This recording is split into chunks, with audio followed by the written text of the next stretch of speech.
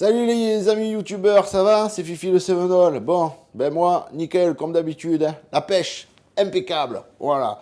Donc, alors avant de commencer quoi que ce soit aujourd'hui niveau boucherie, je voudrais juste vous dire que hier soir, je regardais un peu les messages sur YouTube, etc. Regardais un peu combien on était d'abonnés. Donc là, on est à 330 abonnés, les amis. Là, c'est bien, je suis content. Ça prouve que ce que je fais, ben, ça vous plaît et ça vous intéresse. Donc c'est bien.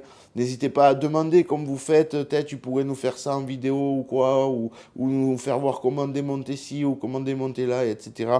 Pas de problème, je le fais volontiers. C'est mon métier, j'aime ça et j'aime partager, vous le savez. Ensuite, hier soir, il y a un gars là qui me disait sur YouTube, donc, il me disait si je pouvais faire de la déco avec de la viande. Alors, j'ai pas trop compris la question. J'ai dit de la déco avec de la viande. En gros, j'ai dit de la déco. Tu sais, les points d'exclamation et d'interrogation.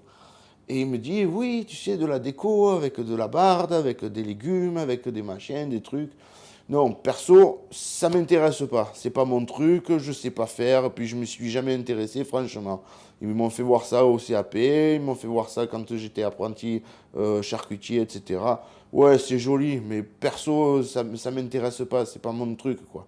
Donc, comme je t'ai dit, si tu en as l'envie, si tu as l'idée, puisque tu as l'idée, vas-y, fais comme nous, tous les youtubeurs. Tu prends ta caméra, tu te filmes, tu fais des décos, tu partages avec nous sur YouTube, on te mettra des commentaires, on te dira ce qu'on en pense, etc. Mais perso, non, c'est pas mon truc. Perso, tu vois, je préfère que... Déjà, à la base, quand tu sais le temps de préparation qu'il y a pour préparer le bœuf, le veau, le porc, l'agneau, faire ta charcuterie, le ménage, etc., tu verras que quand tu as fini déjà tout ça et que tu es à jour, tu n'es jamais à jour de toute façon. Hein. Tu arrêtes de travailler, mais tu n'as pas fini. Parce qu'il y en a toujours à faire. Voilà. Donc tu verras qu'il ne te reste pas beaucoup de temps pour faire ta déco. Voilà. Et perso, la déco, à part un peu de gaieté à l'étalage ou quoi, perso, ça m'apporte rien. Voilà. Personnellement, ça apporte rien. Je veux dire, ça change rien à ta viande. Si ta viande, c'est de la carne, si c'est immangeable, le type, il va te prendre un steak une fois, pas deux. Non, non, il est pas con le mec. Par contre, s'il se régale, il en a rien à foutre que ce soit décoré avec des petites roses, des petits machins. Il s'en fout de ça. Le type, ce qu'il veut, c'est se régaler. Il veut payer ton steak, pas de problème. Mais il veut se régaler. Tu comprends ça? Donc, perso, ça m'intéresse pas. Voilà. Point barre. Sur ce sujet, c'est terminé, j'y reviendrai pas. Ensuite, aujourd'hui, on va voir ensemble, pour mon collègue Franck Veillon. Eh oui, Francky, eh oui, c'est pour toi cette vidéo encore. Allez, Francky, vas-y, vas-y, Francky, c'est bon, bon, bon.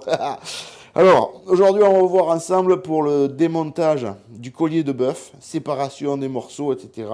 Comment faire pour bien le séparer, etc. Donc, je vais déjà, dans cette vidéo, vous faire voir comment séparer, comment lever le persillé, comment lever le gros morceau là qui fait la boule pour faire un steak haché, où sortir l'entrecôte, où sortir la chaînette, où sortir la veine maigre, la veine grasse, etc. Et une fois que ça s'est démonté, on fera d'autres vidéos pour la préparation, c'est-à-dire la préparation de l'entrecôte, la préparation du persillé, dégraissage, épluchage, etc., et des morceaux de daube et des morceaux à steak haché. Donc voilà. Moi, vous le savez, je travaille à l'ancienne. Donc, qui dit travailler à l'ancienne, c'est-à-dire que les morceaux, je vais les démonter, mais je ne vais pas m'en servir de suite. Ils seront passés sous cellophane, rentrés au frigo, et ça avancera selon la vente. Toujours pareil. Voilà. Donc, les amis, c'est parti. Hein. Ce coup-ci, c'est la bonne. Voilà, donc c'est parti. Alors, j'ai pris, bien sûr, le désosseur de Patricia. Hein, parce que le mien, vous le savez, il est en période de désinfection, là, vu que j'ai désossé le collier Bascotte. Voilà. Donc pour la période de désinfection, vous avez une vidéo sur le désossage et démontage du collier de bœuf. Donc vous regarderez, vous écouterez, et comme ça vous saurez pourquoi il y a une période de désinfection du désosseur. Donc aujourd'hui, Francky, c'est pour toi, je te l'ai dit, cette vidéo.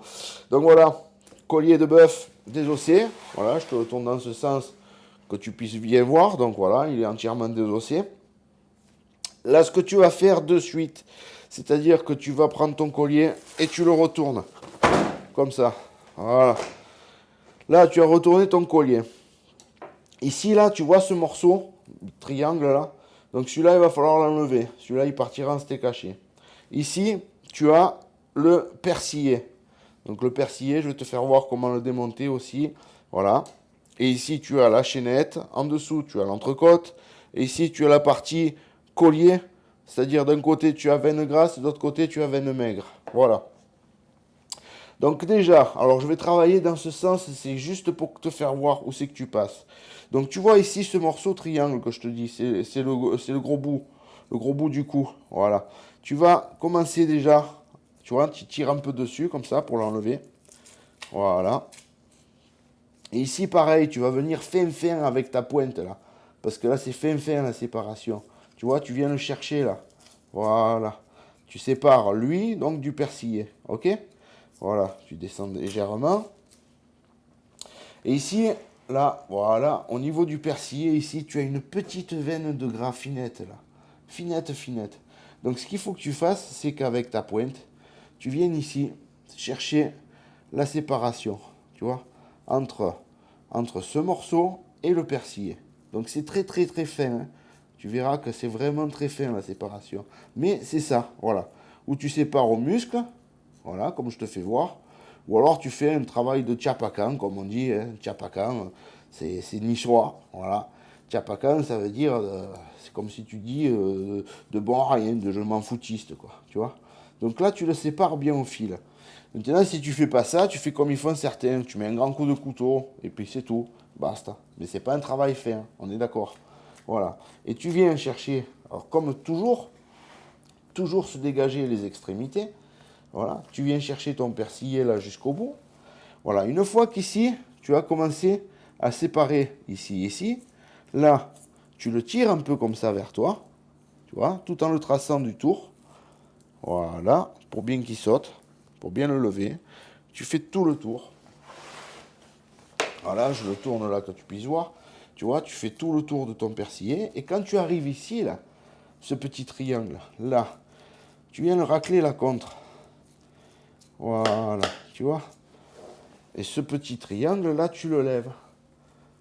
Voilà, je pense que là, il y a une belle image quand même. Voilà. Tu viens le lever la contre. Ok. Donc, je retourne une dernière fois mon collier pour revenir au gros bout. Voilà. Donc, le gros bout, il est 3/4 tombé. Tu vois, quand tu tires dessus, là, il se sépare dessus, là. Donc, là, ce que tu fais, ben, tu suis, tout simplement. Tu vois.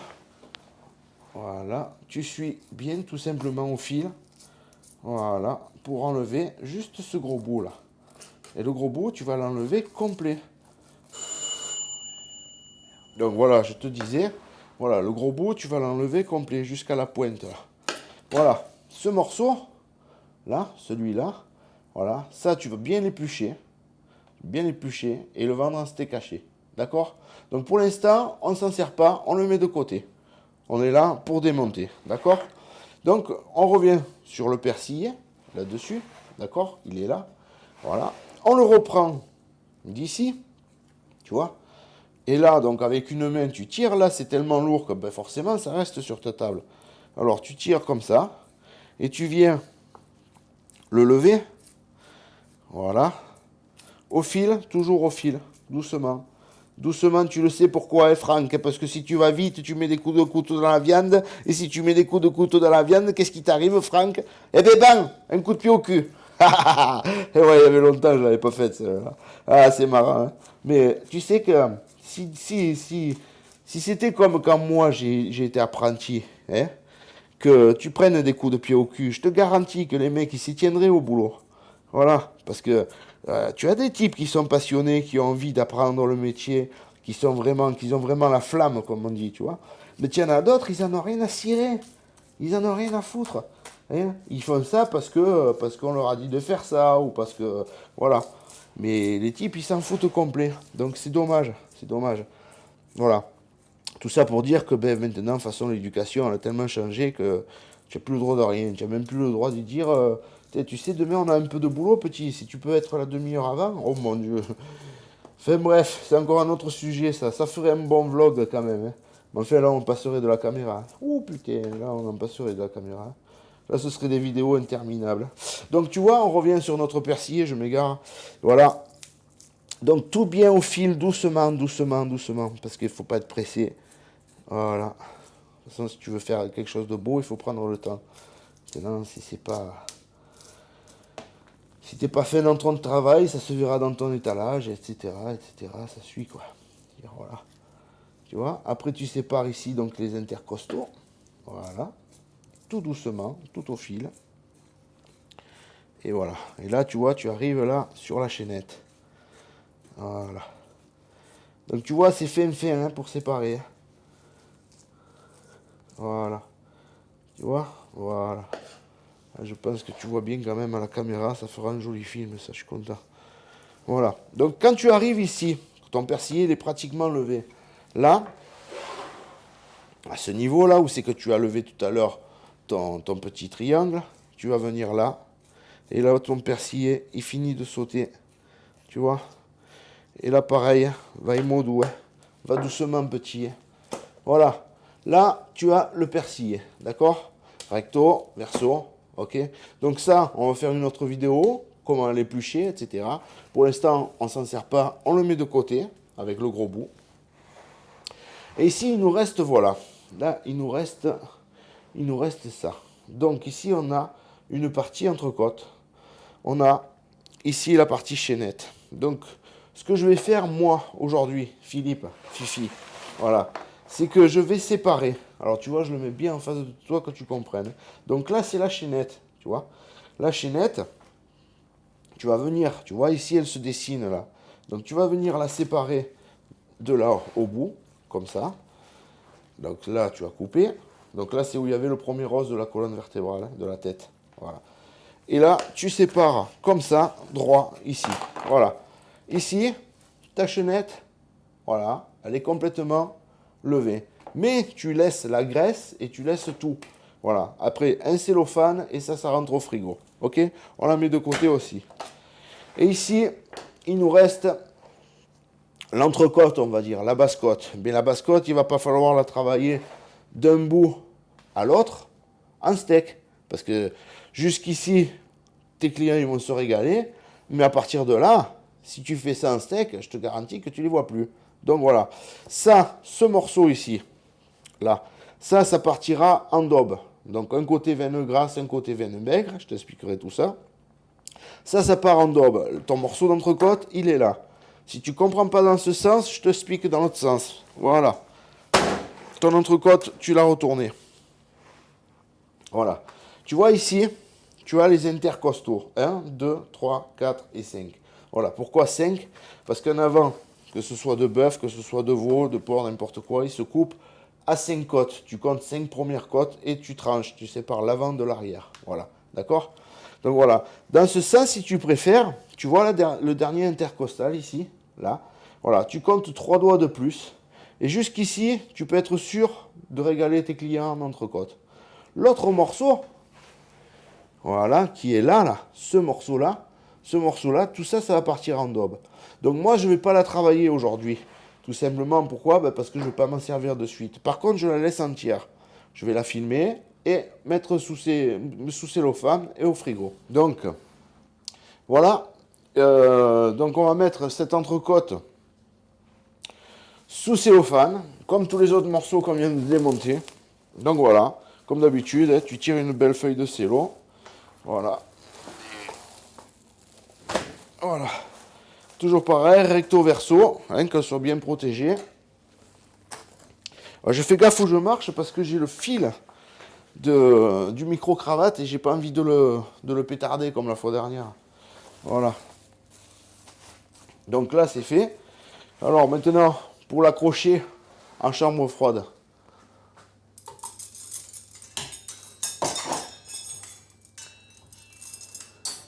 Voilà. Moi, je prends 2 gros crochets, 2 gros S. Tu vois? Voilà. Ici, là, au niveau du cou, là, je la pique comme ça. Et voilà. Et l'autre côté, pareil. Voilà. Pourquoi je mets 2 crochets? Parce que tout simplement, l'entrecôte, tu as vu, ça se sépare en plusieurs morceaux. Donc si tu démontes tout ça, que tu épluches tout et tout, c'est un travail de titan. Mais c'est excellent, hein, selon ce que tu veux faire, voilà. Donc, si tu veux, pour qu'elle reste bien droite au niveau d'ici, que ta coupe à l'étalage soit parfaite, eh bien, il faut prendre tous les muscles ensemble, de façon qu'elle soit pendue, si tu veux, comme si tu avais pendu une chemise, tu vois, de pince à linge, qu'elle reste nickel. Ben là, pareil. Voilà. Un crochet ici, et là, tu prends, et hop, tu rentres en chambre froide. Ensuite, une feuille de cellophane, ok? Ta chaînette, tu la mets bien comme ça à plat, tu rabats un côté et l'autre, voilà, dessus, et là tu la roules comme ça, voilà, tu vois la chaînette, hop, elle est prête aussi à rentrer, voilà. Donc là, ça te permet d'avoir de la viande prête, bien protégée dans ta chambre froide qu'elle ne sèche pas, d'avoir de suite, il te vient un client, il te dit, j'aimerais me faire une bonne daube, t'as pas quelque chose? Ouais, pas de problème. Tu rentres, tu prends la chaînette, hop, tu épluches, tu enlèves ce qui va pas, et hop, tu sers ton client correctement. Le gars, il est servi de suite, tu vois? Voilà. Mais mettons, t'as un pote qui vient, il te dit, oh putain, t'as pas d'entrecôte aujourd'hui, oh fifi, eh non, hein. Oh, c'est dommage, j'avais mon beau-père, ma belle-mère qui venait, je voulais les régaler. Ok, attends, bouge pas. Tu rentres au frigo, tu prends ton entrecôte, tu coupes juste une entrecôte ou 2 entrecôtes, ce que tu as besoin, tu la pares comme il faut, tu sers ton client. De suite, le gars, il est servi, tu comprends? Donc voilà, moi, aujourd'hui, mon étalage est fait, vous le savez, hein, il est fait tôt le matin. Donc ces morceaux, je ne vais pas en avoir besoin aujourd'hui. J'en aurai besoin certainement demain. Demain ou après-demain, enfin. Ça fait rien, c'est désossé, ok, c'est bien protégé, vous voyez, par du cellophane. Donc ça empêchera que ça sèche, que ça sèche et que ça devienne noir, voilà. Parce qu'une viande noire à l'étalage, tu m'excuseras, même s'il y a une belle décoration, je te garantis que ça donne pas envie. Enfin bref. Ici, donc le persillé. Et ici, tu mets ton gros bout. Voilà. Ton gros bout. Pareil, sous cellophane aussi. Voilà. Donc il te faut du steak haché. Tu rentres. Tu vois, mettons dans la plus à l'étalage. Je voulais du steak haché. Bouge pas, j'arrive. Hop, tu prends, tu épluches, tac, tu sers ton client. Tu comprends? Voilà. Donc les amis, le démontage du collier détaillé est terminé. Voilà. Les prochaines vidéos, donc ce sera la mise de l'entrecôte à l'étalage et l'épluchage du persillé et de tous les morceaux, la chaînette, etc. Voilà les amis, sur ce, je vous souhaite un bon appétit parce que c'est 1h moins 20 et Patricia et Gabriel m'attendent pour déjeuner, enfin pour dîner, voilà. Allez, bon appétit à tous, bonne journée les amis, à bientôt.